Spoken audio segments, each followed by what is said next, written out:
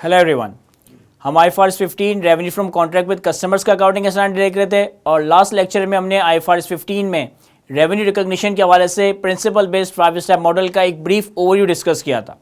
हमारे पास IFRS 15 revenue को रिकॉग्नाइज करने के हवाले से हमें एक principle based 5 step model provide करता है। स्टेप 1 था हमारे पास identify the contract with the customer. Step 2 था हमारे पास identify the performance obligation that is distinct goods and service in the contract. Step 3 था हमारे पास determine the transition price of the contract. Step 4 था हमारे पास allocate transition price to each performance obligation on the basis of standalone selling price of each performance obligation। और last step था हमारे पास step 5 that is recognize revenue as and when performance obligations are satisfied। तो last lecture में हमने IFRS 15 के इस accounting standard का इंपॉर्टेंस, IFRS 15 का ऑब्जेक्टिव और इस principal based 5 step revenue model का एक ब्रीफ ओवरव्यू और एक इलस्ट्रेशन कवर की थी। और लास्ट लेक्चर में मैंने आपसे डिस्कस किया था कि हम इन 5 स्टेप्स का एक ब्रीफ ओवरव्यू, एक इलस्ट्रेशन तो देख रहे हैं, लेकिन सब्सिक्वेंट लेक्चर्स में हम एक एक स्टेप को डिटेल में कवर कर रहे होंगे। तो आज के इस लेक्चर का एजेंडा है कि हमारे पास इस 5 स्टेप मॉडल का step 1 that is identify the contract with the customer के इस स्टेप को हम डिटेल में डिस्कस करेंगे। देखिए, स्टेप 1 है हमारे पास identify the contract with the customer. अगर मैं कॉन्ट्रैक्ट की सिंपल सी जनरल डेफिनेशन देखूं तो कॉन्ट्रैक्ट का मतलब है कि दो या दो से ज्यादा पार्टीज के दरमियान एक ऐसा एग्रीमेंट जो कि enforceable rights and obligation create करे। कॉन्ट्रैक्ट का मतलब है कि दो या दो से ज्यादा पार्टीज के दरमियान एक ऐसा अरेंजमेंट, एक ऐसी अंडरस्टैंडिंग, एक ऐसा एग्रीमेंट जो कि enforceable rights and obligation create करे।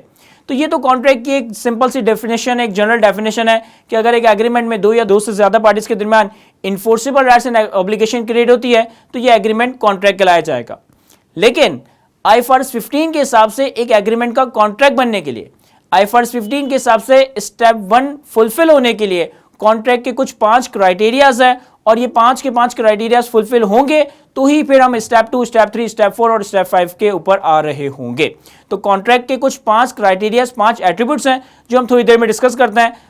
फॉर द टाइम बीइंग हमारे पास कॉन्ट्रैक्ट की एक सिंपल सी डेफिनेशन है कि contract is an agreement between 2 और more parties that create enforceable rights and obligation.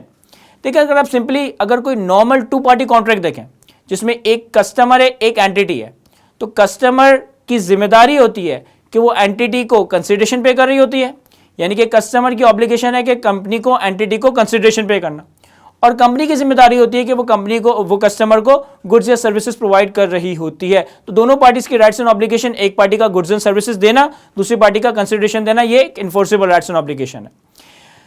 अब जब हम कॉन्ट्रैक्ट की बात करते हैं तो ज्यादातर लोगों के ज़हन में आता है कि कॉन्ट्रैक्ट का मतलब है कि कोई रिटन कॉन्ट्रैक्ट होना चाहिए, कोई डॉक्यूमेंटेड फॉर्म में कॉन्ट्रैक्ट का होना जरूरी है, लेकिन ऐसा हरगिज जरूरी नहीं है।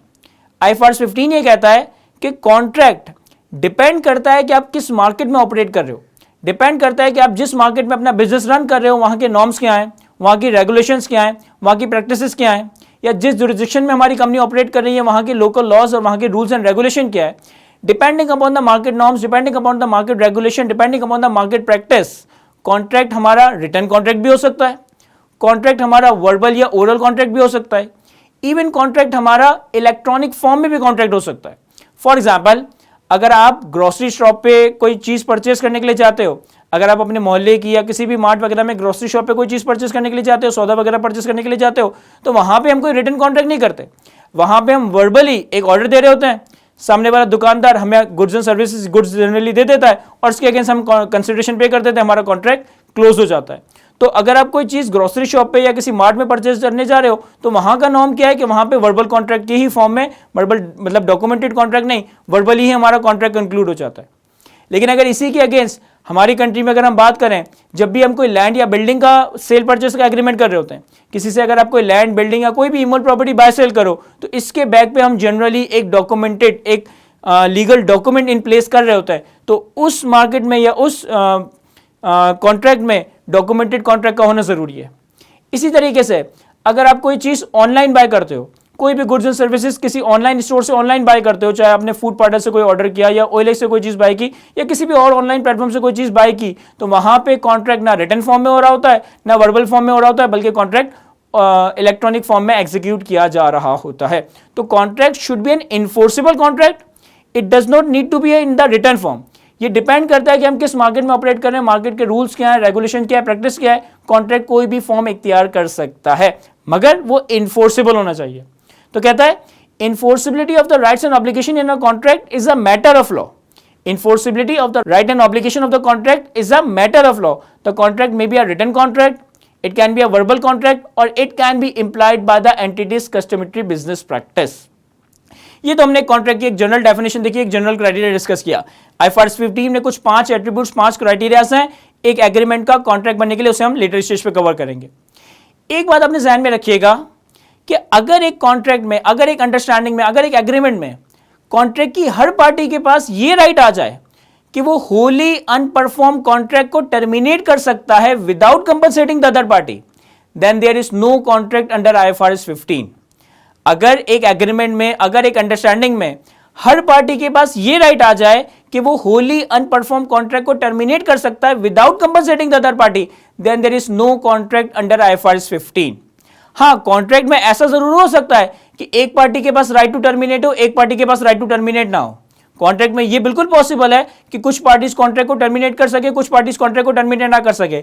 लेकिन अगर आपकी अरेंजमेंट में, आपके एग्रीमेंट में हर पार्टी के पास ये राइट आ जाए कि वो होली अनपरफॉर्म कॉन्ट्रैक्ट को टर्मिनेट कर सकता है without compensating the other party, then there is no contract under IFRS 15। मैं एक एग्जांपल देता हूं। फॉर एग्जांपल कि मेरे पास एक स्टूडेंट आता है, वो मुझे कहता है कि सर मैंने आपके YouTube के ऊपर कुछ लेक्चर्स देखे, मैंने आपकी कुछ रील्स वगैरह देखी, आपके कुछ पॉडकास्ट वगैरह देखे, तो मैं आपकी टीचिंग स्टाइल से बड़ा इंप्रेस्ड हूँ और आने वाले वक्तों में मैं आपसे फला कोर्स बाय करूंगा, फला कोर्स में आपके पास इनरोलमेंट करवा रहा हूँ। और हमारे दरमियान ये अंडरस्टैंडिंग होती है और वो स्टूडेंट चला जाता है। अब स्टूडेंट ने आके एक ख्वाहिश जाहिर की कि वो मुझसे फला कोर्स में इनरोलमेंट ले रहा होगा या फला कोर्स के लिए मेरे कॉलेज में इनरोल करवा रहा होगा, लेकिन हम दोनों के दरमियान अभी कोई बाइंडिंग कॉन्ट्रैक्ट नहीं हुआ है। हो सकता है वो स्टूडेंट आगे जाके ना आए, हो सकता है कि वो स्टूडेंट आगे जाके हमारे कॉलेज में इनरोलमेंट ना करवाए। मैं उसे किसी पेनल्टी के लिए फोर्स नहीं कर सकता, ना वो रिस्पॉन्सिबल है कि मुझे पेनल्टी के थ्रू कंपनसेट करेगा। और हो सकता है कि आगे जाके मैं वो कोर्स ही ऑफर ना करूं। मैंने कौन सा स्टूडेंट से वादा कर रखा था या कोई इन्फोर्सेबल कॉन्ट्रैक्ट कर रखा था कि मैं कोर्स ऑफर करूंगा ही, आगे जाके हो सकता है कि मैं कॉन्ट्रैक्ट ही, आगे जाके हो सकता है कि मैं वो कोर्स ही ऑफर ना करूं। तो अगर तो कॉन्ट्रैक्ट में हर पार्टी के पास ये राइट है कि वो होली अनपरफॉर्म कॉन्ट्रैक्ट को टर्मिनेट कर सकता है without compensating the other parties, then there is no contract under IFRS 15। हाँ, कुछ पार्टीज के पास राइट टू टर्मिनेट हो, कुछ पार्टीज के पास राइट टू टर्मिनेट ना हो, तो ये कॉन्ट्रैक्ट एस्टैब्लिश हो गया। लेकिन हर पार्टी के पास ये राइट है कि वो होली अनपरफॉर्म कॉन्ट्रैक्ट को टर्मिनेट कर सकता है without compensating the other party, then there is no contract as per IFRS 15। इससे पर्टेनिंग हमारे पास एक सिंपल से इलस्ट्रेशन है, इसको देखते हैं। कहता है A shopkeeper agreed to deliver 10 computers to Vakar Enterprises within 3 months. As per the terms, the shopkeeper can cancel the contract any time before the delivery. In case of cancellation, the shopkeeper is not required to pay any penalty to Vakar Enterprises. देखें, एक shopkeeper और एक Waqas enterprises के दरमियान एक understanding हुई, एक arrangement हुआ कि शॉपकीपर वकार इंटरप्राइजेस को 10 कंप्यूटर्स डिलीवर कर रहा होगा with in a period of 3 months. Agreement के तहत शॉपकीपर जब चाहे कॉन्ट्रैक्ट को कैंसिल कर सकता है डिलीवरी से पहले, और अगर एग्रीमेंट के तहत शॉपकीपर इस कंप्यूटर्स की डिलीवरी नहीं करता, कॉन्ट्रैक्ट को कैंसिल कर देता है, तो उसे वकास को कोई पेनल्टी पे नहीं करनी। अच्छा, यहां पे वकास के हवाले से जिक्र नहीं किया, लेकिन मैं कंसिडर करता हूं कि वकास भी कंप्यूटर की डिलीवरी तक कोई अमाउंट पे करने के लिए रिस्पॉन्सिबल नहीं है, या फिर डिलीवरी से पहले वकास भी चाहे तो मना कर सकता है कि भाई मुझे आपके कंप्यूटर्स की डिलीवरी नहीं चाहिए। तो अब इस केस में शॉपकीपर चाहे तो डिलीवरी से पहले कॉन्ट्रैक्ट को टर्मिनेट कर दे, वकास चाहे तो डिलीवरी लेने से पहले पेमेंट करने से मना कर दे या कॉन्ट्रैक्ट को टर्मिनेट कर दे। दोनों पार्टीज कॉन्ट्रैक्ट को टर्मिनेट कर सकती है without compensating the other party. दूसरी पार्टी की तरफ कोई पेनल्टी पे नहीं करनी पड़ेगी, यानी कि यहां पे कोई कॉन्ट्रैक्ट एग्जिस्ट नहीं करता है। इसका सिंपल सा सोल्यूशन भी मैंने आपके सामने ड्राफ्ट किया, उसे भी रीड कर लेते हैं। कहता है अ contract does not exist if each party, either buyer or seller, has enforceable right to terminate a wholly unperformed contract without compensating the other party. As shopkeeper can cancel the contract without compensating Vakar, as Vakar can cancel the contract without compensating the shopkeeper, therefore no contract exists under IFRS 15. अगर दोनों parties Holi unperform contract को terminate कर सकते हैं without compensating the other party, तो इसका मतलब है कि अभी कोई कॉन्ट्रैक्ट एस्टैब्लिश नहीं हुआ है। लेकिन वंस शॉपकीपर कंप्यूटर डिलीवर कर दे, अब वकास इंटरप्राइजेस बाउंड होगा पैसे देने के लिए। वंस वकास इंटरप्राइजेस पैसे दे दे, अब शॉपकीपर बाउंड होगा इस कंप्यूटर्स को डिलीवर करने के लिए। जब तक दोनों में से कोई एक भी अपनी ड्यूटीज या अपनी ऑब्लिगेशन को पूरा नहीं करता, तब तक यहां पे कॉन्ट्रैक्ट अराइज नहीं हुआ है। तो ये तो हमने कॉन्ट्रैक्ट की एक जनरल डेफिनेशन डिस्कस की, और ये डिस्कस किया कि अगर हर पार्टी के पास ये राइट है कि वो होली अनपरफॉर्म कॉन्ट्रैक्ट को टर्मिनेट कर सकता है without compensating the other party, तो फिर कोई कॉन्ट्रैक्ट IFRS 15 के तहत एग्जिस्ट नहीं करता है। अब जैसे कि मैंने डिस्कस किया था कि एक एग्रीमेंट में एटलीस्ट कुछ 5 क्राइटेरियाज, कुछ 5 एट्रीब्यूट्स का होना जरूरी है, तभी वो IFRS 15 के हिसाब से कॉन्ट्रैक्ट बनेगा, तभी हमारा रेवेन्यू रिकॉग्निशन का स्टेप 1 कंप्लीट होगा और फिर हम स्टेप 2, स्टेप 3, स्टेप 4 और स्टेप 5 की बात करेंगे। तो वो कौन से एट्रीब्यूट्स हैं उनको भी देख लेते हैं। कहता है an entity shall account for a contract with a customer under IFRS 15 only when all the following criterias are met. IFRS 15 के हिसाब से एक एग्रीमेंट कॉन्ट्रैक्ट की शक्ल उसी वक्त इख्तियार करेगा जब उसमें ये पांचों कंडीशन, जब उसमें ये पांचों क्राइटेरियाज फुलफिल हो रहे होंगे। Number 1, parties have approved the contract either in writing, in orally or as per the customary business practice and are committed to perform their respective obligation। यानी कि हमारे कॉन्ट्रैक्ट में जितनी भी पार्टीज हैं उन्होंने कॉन्ट्रैक्ट की तरफ अपनी अप्रूवल शो कर दियो, उन्होंने कॉन्ट्रैक्ट में अपनी ऑब्लिगेशन की तरफ कमिटमेंट शो कर दियो, फिर चाहे वो अप्रूवल, फिर चाहे वो कमिटमेंट रिटन फॉर्म में हो, ओरल फॉर्म में हो, वर्बल फॉर्म में हो या किसी और फॉर्म में हो, लेकिन पार्टीज की कमिटमेंट का होना जरूरी है। फॉर एग्जाम्पल कि अगर 2 पार्टी कॉन्ट्रैक्ट है तो एक पार्टी प्रॉमिस कर रही होती है कि वो सामने वाली पार्टी को गुड्स एंड सर्विसेज दे रही होगी, दूसरी पार्टी प्रॉमिस कर रही होती है कि वो कंपनी को कंसिडरेशन पे कर रही होगी। तो पार्टीज की अप्रूवल का होना, पार्टीज की अपनी ऑब्लिगेशन की तरफ कमिटमेंट का होना इज द पहला क्राइटेरिया कि आपका ये कॉन्ट्रैक्ट बनेगा।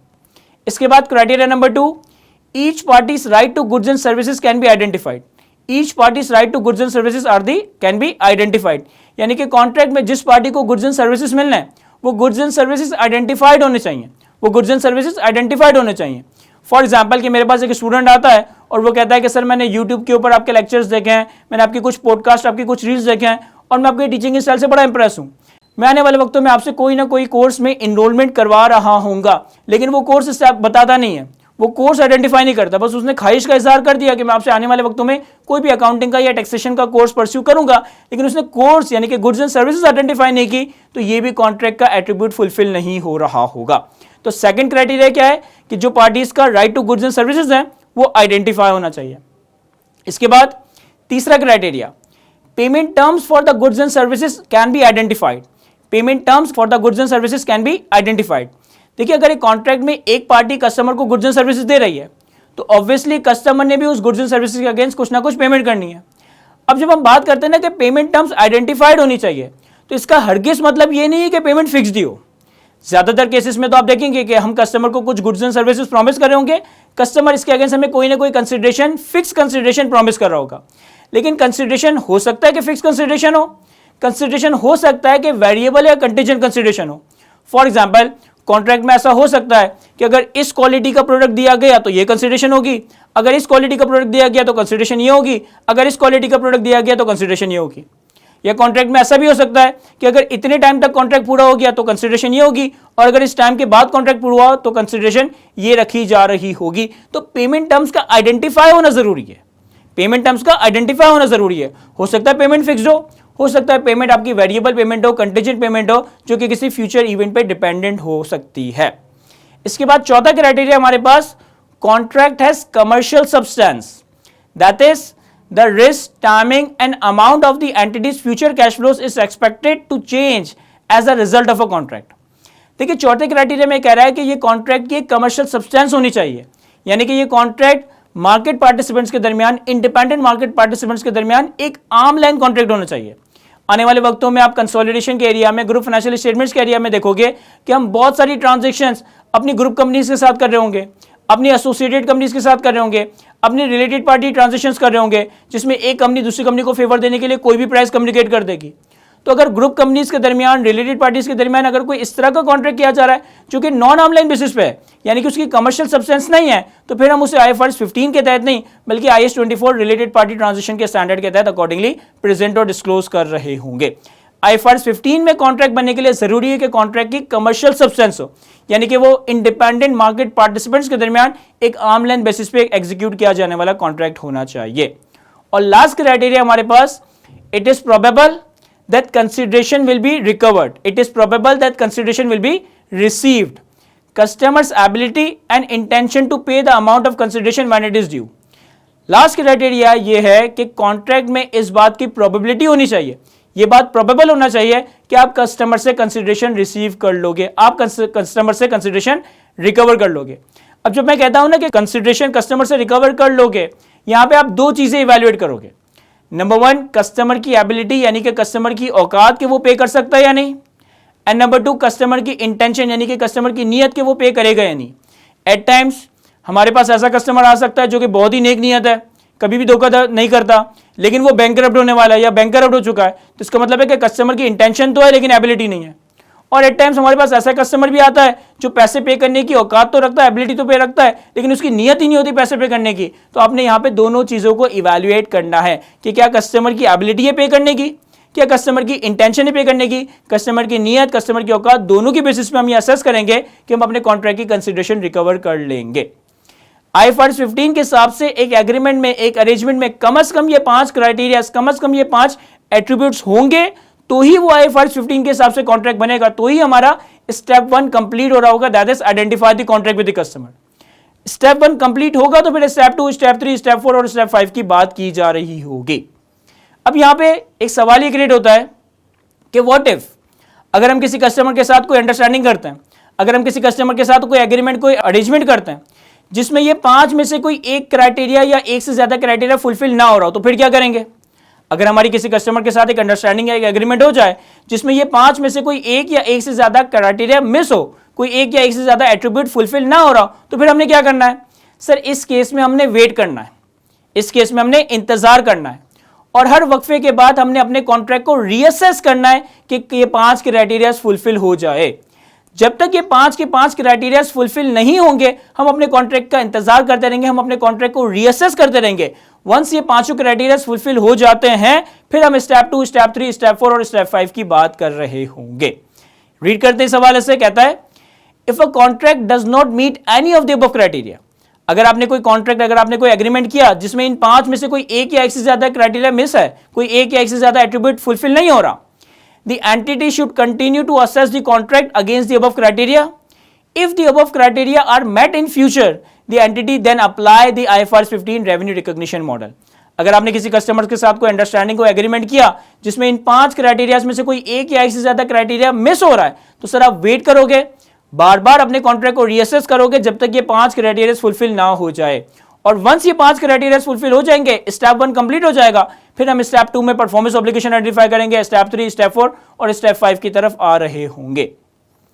ऐसा भी हो सकता है कि आपने एक कस्टमर के साथ एक अंडरस्टैंडिंग की, एक एग्रीमेंट किया, लेकिन उस अंडरस्टैंडिंग में, उस एग्रीमेंट में इन 5 में से कोई एक क्राइटेरिया मिस हो रहा है और अल्टीमेटली आपका कॉन्ट्रैक्ट कंक्लूड हो जाए और अल्टीमेटली आपका कॉन्ट्रैक्ट क्लोज हो जाए और अल्टीमेटली आपका कॉन्ट्रैक्ट टर्मिनेट हो जाए, तो इस केस में रेवेन्यू कैसे रिकॉर्ड करना है, ये भी हमें IFRS 15 बताता है।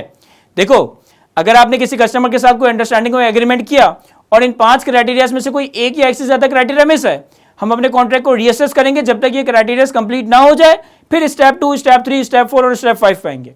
लेकिन ऐसा भी तो हो सकता है कि एक कस्टमर के साथ अंडरस्टैंडिंग की, एग्रीमेंट किया, इस अंडरस्टैंडिंग, इस एग्रीमेंट में क्राइटेरिया फुलफिल नहीं हो रहे और अल्टीमेटली आपका कॉन्ट्रैक्ट कंक्लूड हो गया, अल्टीमेटली आपका कॉन्ट्रैक्ट क्लोज हो गया, अल्टीमेटली आपका कॉन्ट्रैक्ट टर्मिनेट हो गया, फिर हम क्या करेंगे, ये भी हमें IFRS 15 बताता है। कहता है if the above criteria is not met and consideration has already been received. अगर इन 5 क्राइटेरिया में से कोई एक या एक से ज्यादा क्राइटेरिया फुलफिल ना हो, कोई एक या एक से ज्यादा क्राइटेरिया मीट ना हो और हम कस्टमर से कंसिडरेशन रिसीव कर लें, the entity should recognise consideration as revenue when. तो फिर इस केस में हम रेवेन्यू उस वक्त रिकॉर्ड करेंगे जब इन दो में से कोई एक बात पूरी हो रही होगी।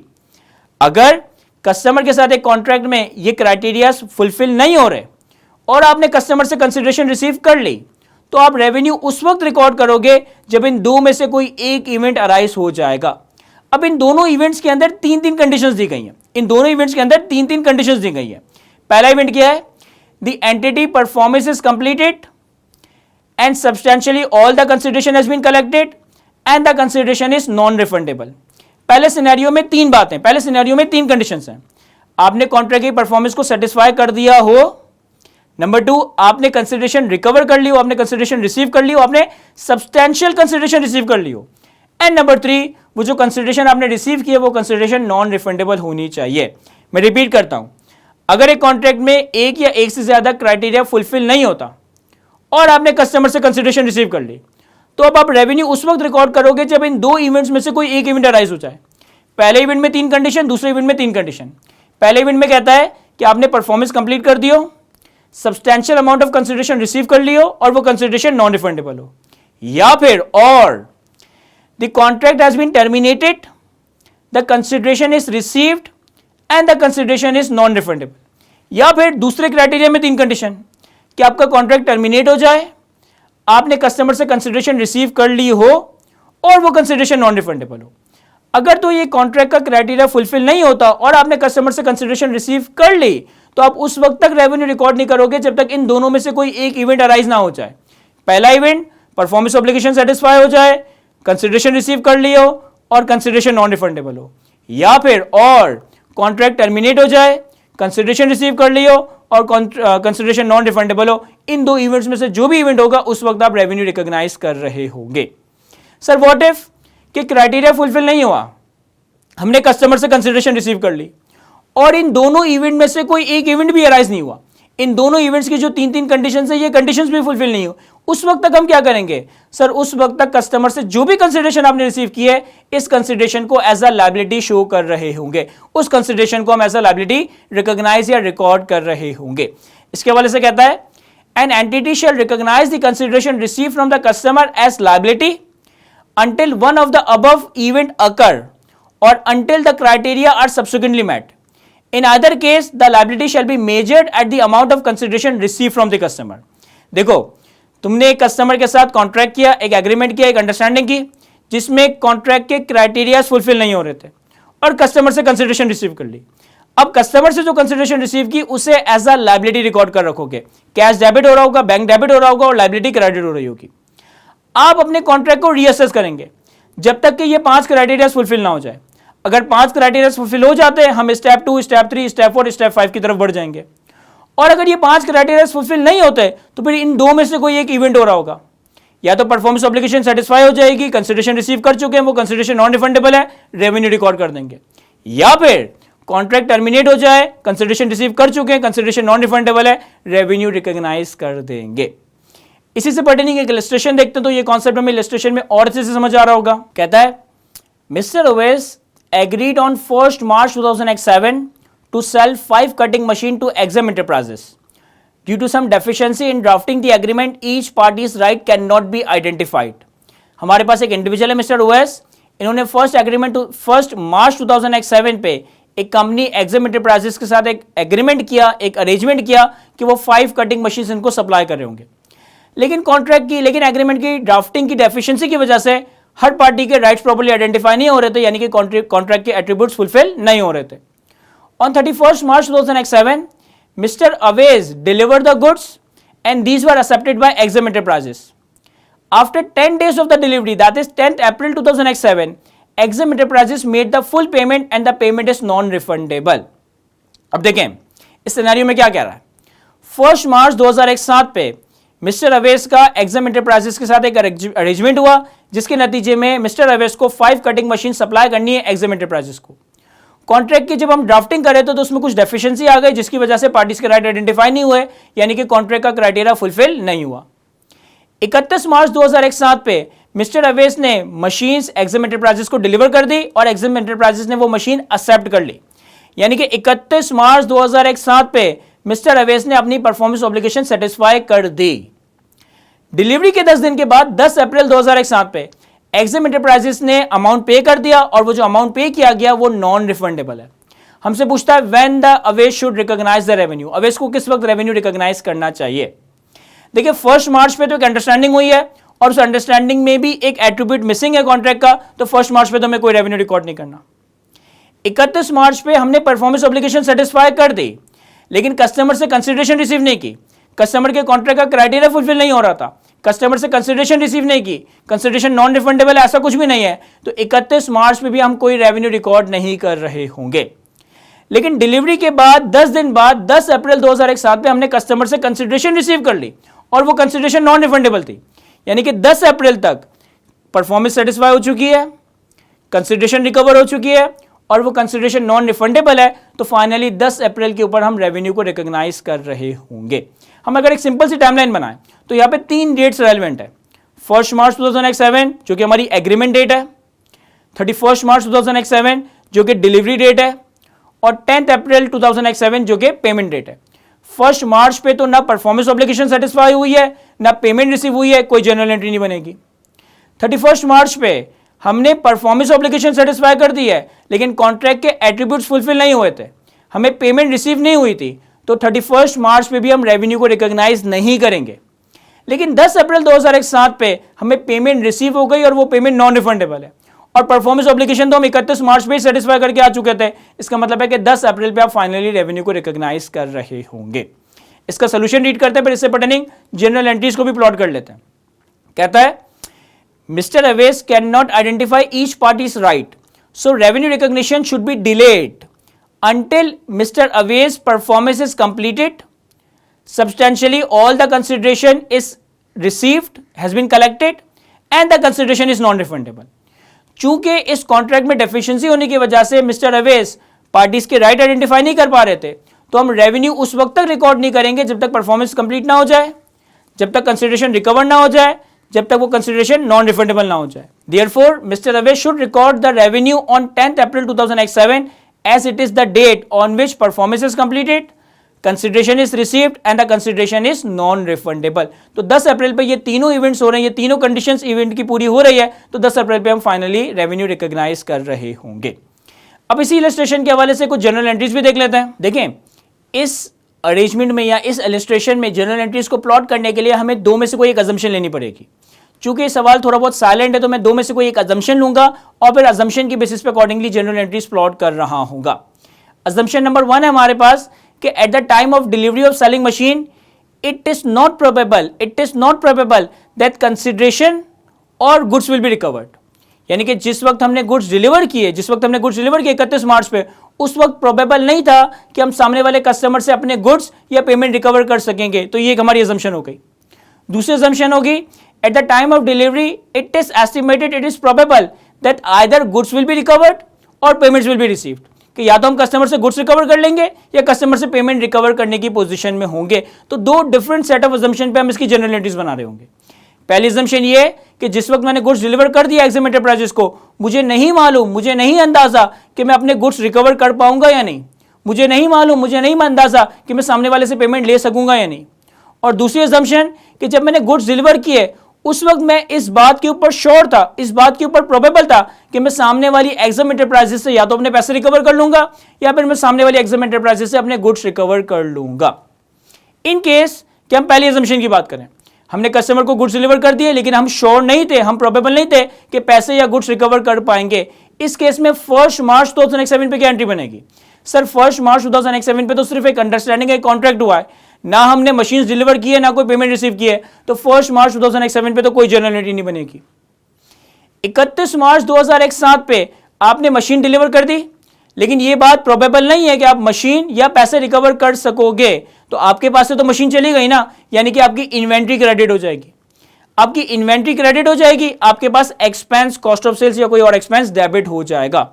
चूंकि आपने मशीन डिलीवर कर दी, आपके पास इन्वेंट्री चली गई, अब आपको पता नहीं है कि मशीन या पैसे वापस आएंगे या नहीं आएंगे, आप अपने पास उसी वक्त यानी कि 31 मार्च में ही एक्सपेंस या कॉस्ट ऑफ सेल्स डेबिट कर देंगे। लेकिन फिर फाइनली 10 तारीख को आपको पैसे मिल गए और वो पैसे नॉन रिफंडेबल थे, तो 10 अप्रैल 2007 पे कैश डेबिट रेवेन्यू क्रेडिट हो जाएगा। कैश डेबिट रेवेन्यू क्रेडिट हो जाएगा। रेवेन्यू क्रेडिट क्यों? क्योंकि परफॉर्मेंस हम 31 मार्च पे ही फुलफिल कर चुके हैं, कंसिडरेशन हमने 10 अप्रैल पे रिसीव कर ली और वो कंसिडरेशन नॉन रिफंडेबल थी, तो 10 अप्रैल के ऊपर हमने कैश डेबिट रेवेन्यू रिकॉग्नाइज कर लिया। सेकंड अजम्पशन के केस में जब हमने मशीन डिलीवर की, लेकिन हम इतना जानते थे, लेकिन हम इस बात के ऊपर प्रोबेबल थे कि हम अपने पैसे या हम मशीन सामने वाले से रिकवर कर लेंगे। इस केस में भी 1 मार्च पे तो कोई एंट्री नहीं बनेगी, क्योंकि 1 मार्च पे तो सिर्फ कॉन्ट्रैक्ट साइन हुआ है ना मशीन डिलीवर की है ना पैसा रिसीव किया है। लेकिन 31 मार्च पे जब हमने मशीन डिलीवर कर दी, हम रेवेन्यू रिकॉर्ड नहीं कर सकते क्योंकि पैसा नहीं मिला, लेकिन हमने मशीन तो डिलीवर कर दी है और हम ये बात जानते हैं कि हम अपना पैसा या मशीन इन दोनों में से कोई एक चीज रिकवर जरूर कर लेंगे।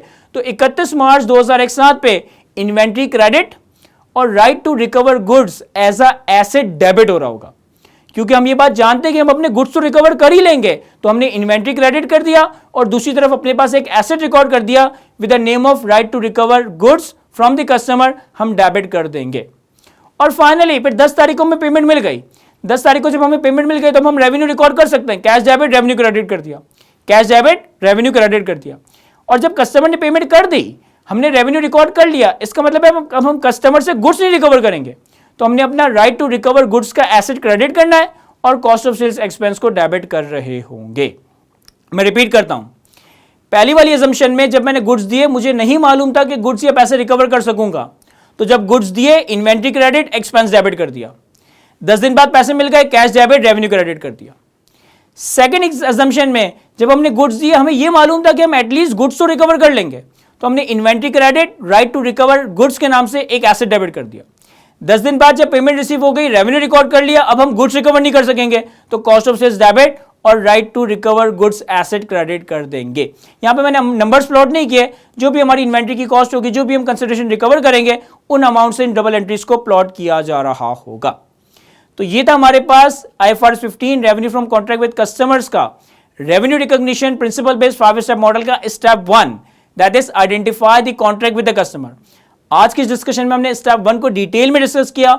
आई होप ये सारी बातें मैं आपको अच्छे से एक्सप्लेन कर सका हूं। आज की इस गुफ्तगू को यहीं तक रखते हैं। Thank you.